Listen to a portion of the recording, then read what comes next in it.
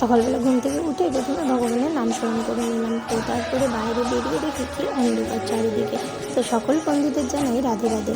তো শুভ সকাল। তো প্রথমে তুলসী মহারানীকে প্রণাম করে দিয়ে চলে এসেছি ঘরে।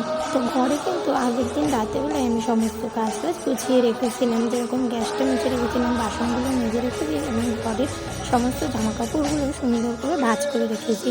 তো এখন ঘরটাকে ঝাড় দিয়ে চলে এসেছি বাইরে উঠোন ঝাড় দিতে। কালকে মেয়ে বৃষ্টি করেনি বলে সমস্ত কাজ এগিয়ে রেখেছি। তো এখন আমি উঠোনে জল দিয়ে নিচ্ছি, উঠোনে জল দিয়ে চলে যাবো ঘর মুছতে। তো ঘরগুলোকে ভালো করে এক এক করে মুছে নেব। তো আমার মতন কারা কারা সকালবেলায় ঘুম থেকে উঠেই সমস্ত কাজবাজ সেরে ফেলে। তো মেয়ে তো 6:30 অবধি ঘুমাবে, তার জন্য আমার সমস্ত কাজ 6:30টার মধ্যে করে ফেলতে হয়। তো এইদিকে রান্নাঘরটাও আমার কথা বলতে বলতে মোছা হয়ে গেছে। তো এখন জামা কাপড়গুলো ধুয়ে নেব। তো জামা কাপড়গুলো বার করে নিয়েছি।